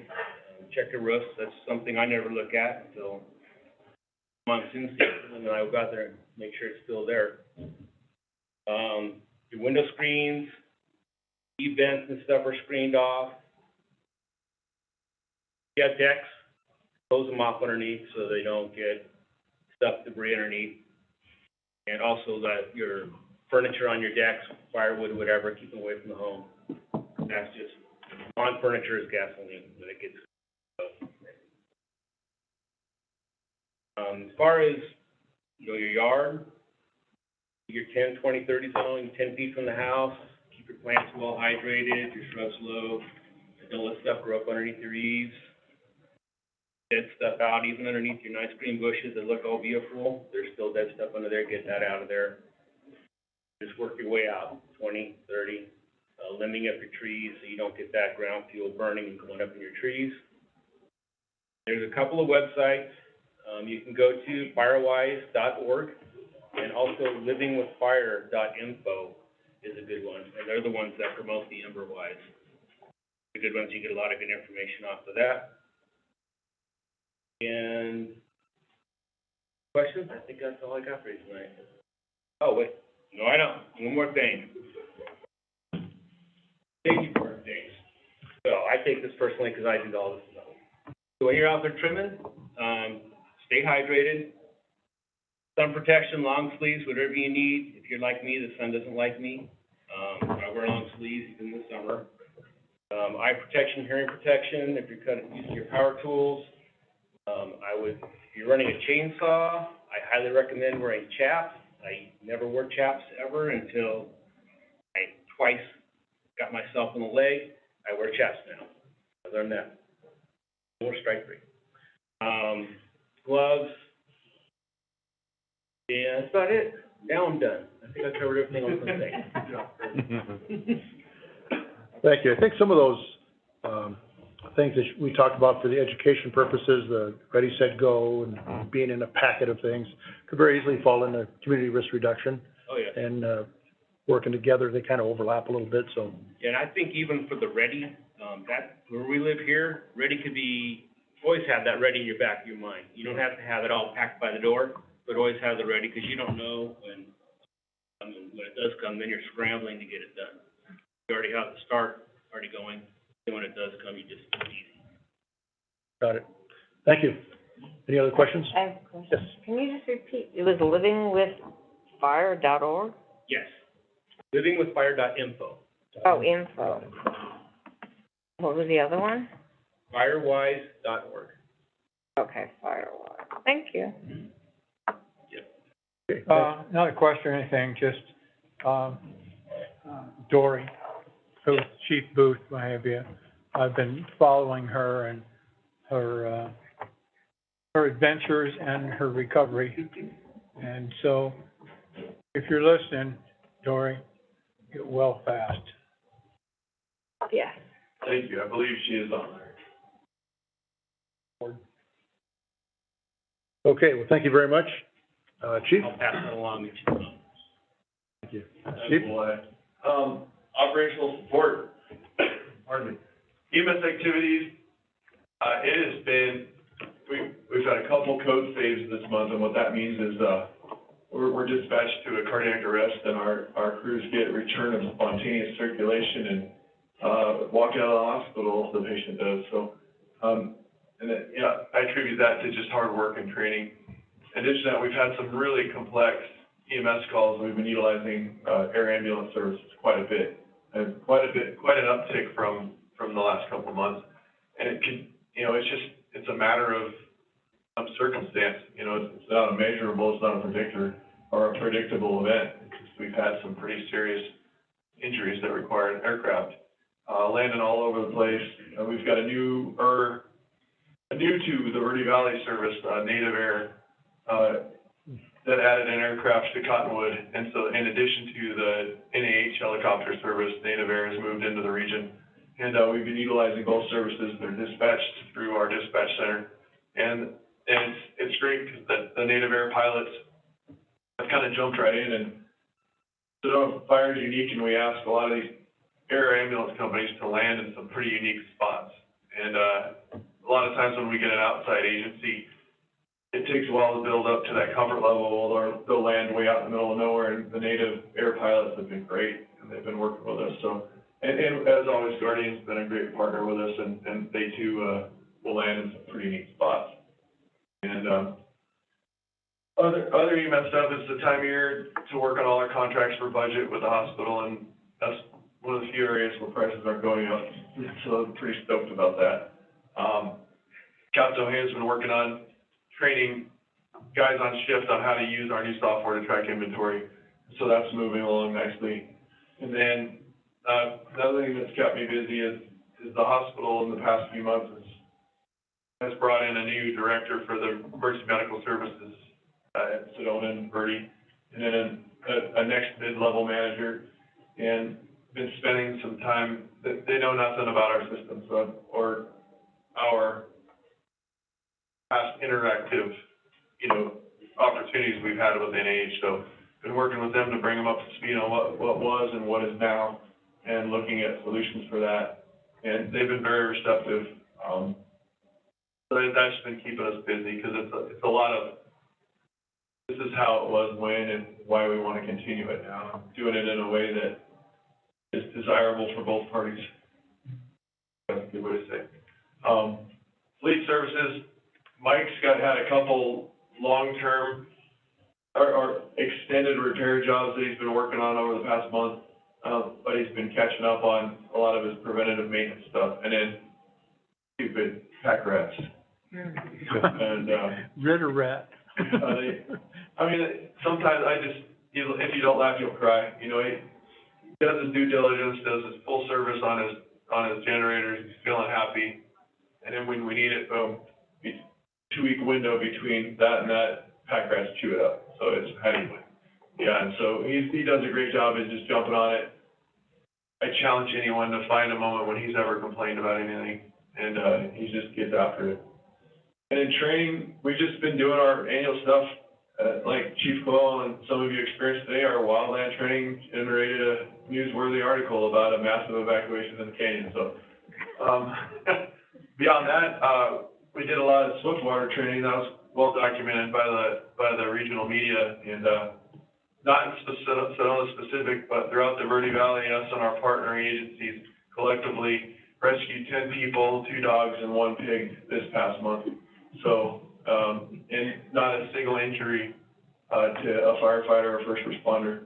And the gentleman in Camp Verde that was attempting to escape police custody, beyond the charges they were seeking him for, he also was charged with reckless endangerment of a public safety official for every person that was on scene. So that's no bueno, I don't think. Yeah, and so I'm happy that, you know, wherever we responded, Camp Verde, Cottonwood, Cornville, we just jumped in, worked together in sync, no injuries, and everybody was pulled out safely. So we had our water rescue last week, and I hope we're coming towards the end of that. So if there aren't any questions about operational support, I will move on. Nope. Okay. All right, fire chief's report. Next slide. Our monthly statistics, dang it, that one did, the 2022 went wronky again, but the 2023 year-to-date is accurate. I don't know why I did that. Right, because full disclosure, not only did Mr. Spinelli go to the software that tracks all that is Sedona Fire, him and Josh Clounge and Brian Espiau and John King went to the ESO conference last week, and that ESO is the company that provides the software. And they went full nerd mode and brought back a lot of neat stuff. We're going to be able to further understand the product and better utilize it. And just like Aces, to Coyle's point, they came back as the team Aces, and Kim's working on a theme song right now. And so, going on to the next slide, responses by station. Don't feel bad for Station 5. They will quickly become a rock star in another month as the canyon warms up. And we do take advantage of bringing them down into town, and they've been down multiple times in the past week as an added resource. And with that, it's a benefit to us, because when it's busier down here and in winter up there, we have that additional resource ready and available for us. And it's helpful out with training and things like that. And we got a pie chart, but next slide. But boom, I call this the Stoto slide, because this was a direct product of them sitting in their conference last week, and hey, we found a new way to report out that data you've been asking us about.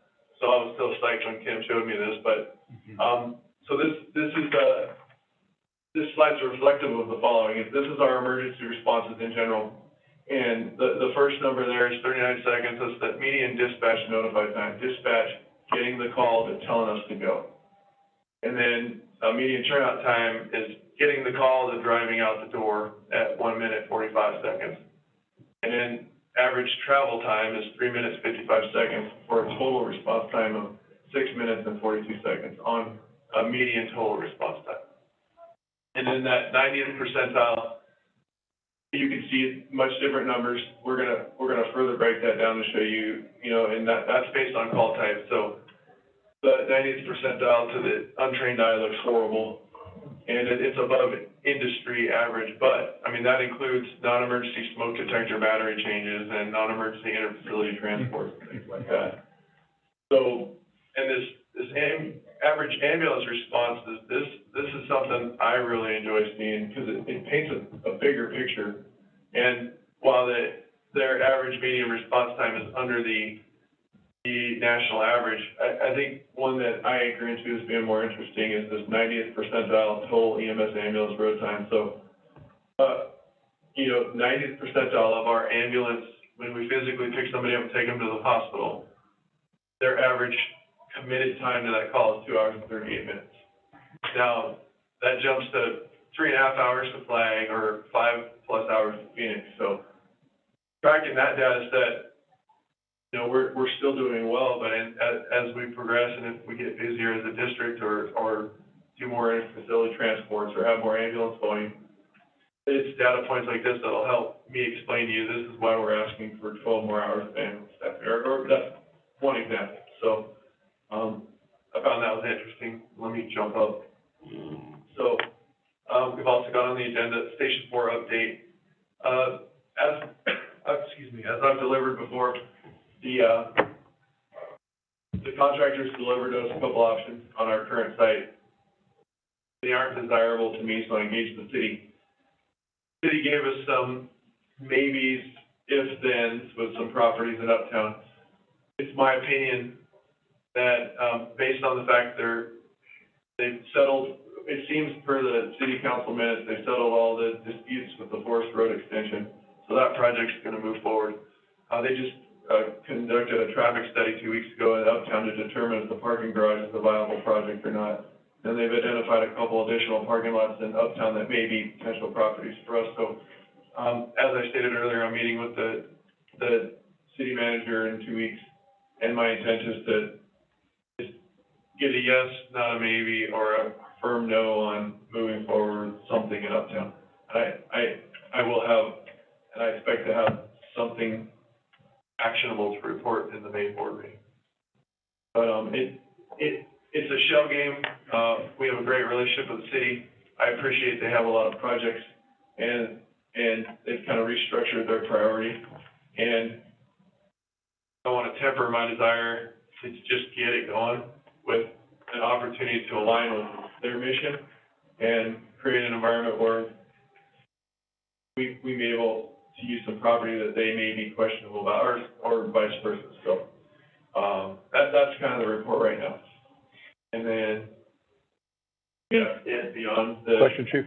Can I just ask you a question? Absolutely. The last time you updated us, you talked about, I think it was Wilming was looking at what you and Kim had found in the archives, coming in and being able to have the engines turn. Yes. And sounds like that's been set aside. They said that looks like it might work, but their big concern was that the station is sandwiched against one side of the property, and then they have a lot of concerns about the engineering required for the stem wall because it's, I'm gonna mess up the term, I believe they call it, well, I believe the station's a static load, and that entrance would now become a live load with constant 40,000-pound apparatus shifting, and so they're settling, and the engineering for that entryway might not be practical. Just curious, thank you. Yeah. And we've got a few thank you cards, and if there aren't any questions, we can move on to the next agenda item. Chief, just real quick, just a clarification. You mentioned that the response times as a whole, all 4 or 5 of those criteria, that was as a result from the dispatch center compiling their data to get what you needed, or was that us putting what we have together? If I understand the question correctly, this was our employees at the conference last week learning new ways to extract the data from the software that we have. Okay, gotcha. This format as you see it, and so it was better able to capture, and I like the dispatch time because it matters, and why it matters is got a good partnership with Cottonwood Regional Communications, and if we see it trending upwards, we can say, hey, what's going on? Oh, we had half our people quit, we're training new people. Or if it's trending downwards, we can say, go high five them and buy cookies. You know, and then, it's also a measurable if the times keep increasing and they have an unwillingness to work with us to determine how to bring them back to where they were. You know, we're a subscriber, we're a partner agency with them, and we can say, hey, what are you giving us cheap seat pricing and sacrificing quality, or why is this number changing? So it's a good measurable for a lot of different reasons. Mm-hmm. Okay, well, good. That's what we were looking for. Thank you. Any other questions for the chief on his chief's report overall? Okay. That brings us to next item on the agenda is discussion possible action, fire board agenda communications. This is the item that was tabled last board meeting in March. A restructuring of the training officer position to a division chief and funding one shadow position in training for the first 6 months of fiscal year 2024. Chief? Yes, sir. As described last month, board action is required to essentially add a position for a period of the first 6 months of fiscal 24 budget year to accomplish having a mentoring or shadowing position in the training division. The board had asked for more clarification. Included in the board packet is a draft training division chief job description as well as the board action communication. And at your pleasure, I can either read the board action communication, or if you would like, just I can entertain questions or clarification. It's entirely up to you. I think you've all reviewed this. Yes. Okay. Is there any questions to the chief as a result of this? The comment I do have on it is that it was extremely thorough, and I appreciate the hard work and attention to detail. And I say that a little bit in jest only because there was so much detail in it, all except for the title. Yeah, that was. But but you corrected that, and I want to thank you and your staff for putting the time and effort into doing that. It makes a much more cleaner method of approval or disapproval for the public to see if in fact that ever comes to pass. But with that said, and there are no other questions based on what we've reviewed, you have more input for us. I want to reinforce what you said. You know, staff collectively put a lot of work into this, including human resources and battalions and Chief Coyle, and the need to do this in my mind. It was very important last month. It's even more important now. We just recently got another resignation. I want to be clear. This is a almost 30-year employee, the company officer, and just life aligned where he has a really good opportunity, and he's served with us for over 25 years, and so these aren't like people are jumping ship because of environmental stuff. What we have discussed for the past couple of years, we're there now as an organization. We have those folks, and so another senior level person leaving this is just another reinforces another reason why we want to kind of bolster this training division, because we've got 3 coming on board now. Now with that additional announcement, we've got 2 or 3 absolute vacancies that we'll have to hire from as soon as this new hire process is over, and then another 2 or 3 or 4 that will come about from planned retirements over the next 9 months. So it's going to be a lot of work and a lot of structuring and training. Thank you. With that said, let me get up to where I'm looking for. Gene, would you like to make the motion on this? I think we're all trying to catch up on this. Okay.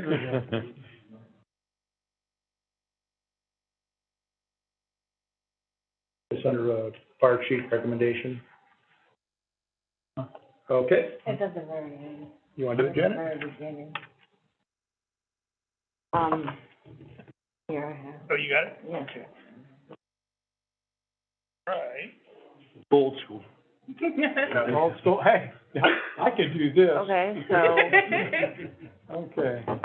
you're gonna do it? Okay, go ahead. I make a motion that we approve the 6-month overlap for the reasons described within the packet, provided to us for a training officer for a 6-month period. Do I have a second? Second. Okay, any further discussion on that? Okay, all in favor? Aye. Any opposed? Okay, the motion is passed, and let's get him on board, or her on board as quick as we can. Thank you. All righty, That is the intent. okay. Makes sense.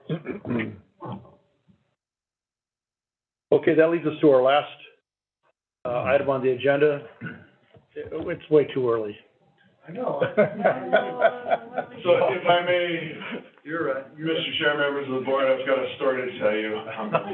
Okay, all righty, with that said, our last item on the, agenda is our board member items. That's where we are able to openly discuss, our involvement with the community, through the fire district. This time, I'll go ahead and start to my right, which would be Scott. Anything to report? That's right. I got finally enough, I think, for Heidi, information to give me a true bio. And then she said she would embellish it. Can I tell this to people about this? Sure. Okay, good. Makes me look really good really soon. I did have a one-on-one with the chief, and it was very educational because I'd been out in that area before, and seeing the damage with all the flooding and everything just made you kind of go, oh my gosh, no wonder they're in trouble. But most of the people out there were nice to me. I was doing well. And then what I did here, and I mentioned it to the chief, there's a young man that I know. I've never really met him, but he is the son of a friend of mine. And so he apparently has been doing some ride-alongs around here. And I'll tell his name. It's Colton Anderson. 23-year-old. He's a local guy, and he wants to get on here. So what I'm doing is just trying to give him that nudge, the coaching a little bit to say, hey, here's what I can tell you, and get in with all this stuff because they're hiring. And so I hope he's one of the ones that are coming to you and putting his name on there. And it just gives me a good feeling to go out and do that and reach out to somebody who's been, he has not a lot of experience, but you know, when COVID comes along, it just wipes your whole lifestyle around. And then he kind of was thinking about doing something else. And I hadn't known him before then. And I just said, hey, you know, this is a great place. Keep up with it. And that's about all he can do, or all I can do directly for him. And I hope other people are doing the same way. If you find somebody you think should get in on it. Okay, thank you. Mm-hmm. Helen? Well, I'll pick up the theme. I've got a soon-to-be-released Marine who is getting all the information, and, and hopefully he will be reaching out at some point. So doing that, and other than that, it's been the usual things, bills, findings, you know, and answering questions and things. But I also want to take a moment and say, you know, you talked about your rescues being on regional news. You were on ABC National News the other night. Oh, wow. Ooh. So the water rescue was on the national news. I was cheering you on. Yay. Nice theme for everyone. Good to hear. All right. Janet? I too have directed people in the right direction towards, becoming a fire, member. Not recently, this was a while ago, but, I have in my past done that. And I'm just, again, signing checks and, bills and whatnot. Okay, thank you. Gene? I have a meeting with the chief coming up on the 2nd. I always enjoy the interaction with. And sometimes we talk biz, sometimes we talk other stuff, but I enjoy that time. And then we have the, yard waste cleanup coming up. And, I made a note to self here to contact my immediate, I'm sort of the block captain down in that neck of the woods around Jack's Canyon, Lee Mountain Road and so on. And, so they're all on a email list, and I'll put that out when I have any, in case they'd like to take advantage. And I'd like to reiterate the importance of, getting to the kids early, not only for, stop, drop, and roll, but, other issues, what have you, that are very, very important. So I hope that, the department, takes advantage of that at some point in the future. It's been interesting with schools, because I saw the clouds break, and even, I kind of, as a temperature gauge, I use my own kid's school, and the COVID clouds were hanging over the school districts, and in the past couple of months, I've really seen the clouds clear and the sun out. For example, our school, my daughter's school announced they're gonna do one of those out-of-state field trips, the big, super cool field trips that they used to do in the old days, and then our school is starting to ramp up here in Sedona, career days and things like that, where we can get back and engage. And I believe I mentioned it last month, we taught all the high school students CPR. So it's happening again, so we're excited about that. And I like your suggestion on the Ready, Set, Go. I can talk to the middle school about it. Well, again, I'm very proud to serve on this board, for many reasons. So, I'm proud of this, fire district. It's unique, it's exceptional. Okay, thank you. All right, and we'll close with my involvement. First and foremost, over this past month, Kim and I have been working towards this document here that you see, and it's basically kind of like a workload calendar that Kim goes through that we may not realize the importance of the things that she does that pertain to us, such as looking at the tentative agenda and when to get it back, and why it's important to get it back, or why it's important to review it to get it back. Once we look at that, what she does next in preparing the packets, and which lends to the importance of reviewing the packet in a timely manner, so that we're not on Tuesday morning opening it for the first time. So she put this together, gives us an idea of what it takes to do what she does so that these meetings go as flawless as possible. There's always a hiccup somewhere, but we always minimize it, and it's through planning and projecting out that we can minimize all that stuff. So thank you for that. I want to say thank you as well. Most of that timeline is based on statutory requirement. It's not because Kim wants it on this day. And I have been guilty of being the one she's tapping her pencil on the desk, get your stuff in. And it's good to have that calendar, because it's a good reminder, because the way that your brain works, you're like, oh, it's not until 2 weeks from now. Well, you got to have this in by this date. And I'm like, oh, shoot. So. And it's important also is that we have had a change of personnel over the last couple of years, and change of responsibilities within those positions. So now that we kind of have a clearer view of what we have, it should make things go a little bit easier. April 22nd is the Earth Day, or Firewise event over in Prescott. As you guys are aware, I'm part of that Prescott Area Wildland Urban Interface Commission. Been working pretty hard on trying to educate on a broader sense other than just Prescott, but Yavapai County, because it is a Yavapai County-wide commission as it pertains to wildland fire safety. So April 22nd, in and around the town center there's going to be a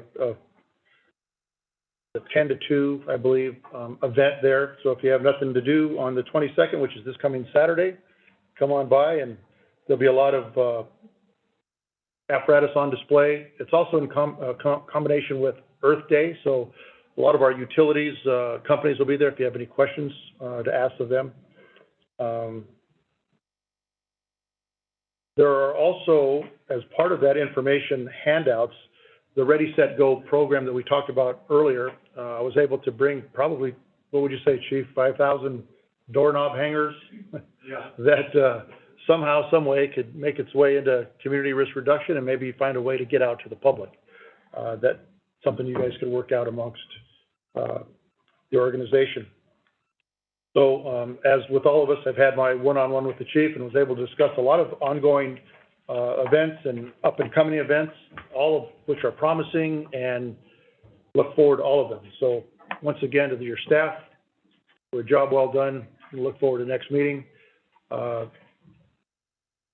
need to meet, if we get that out as quick as we can, and then get it back so we all can schedule that meeting with the budget and get that workshop out of the way.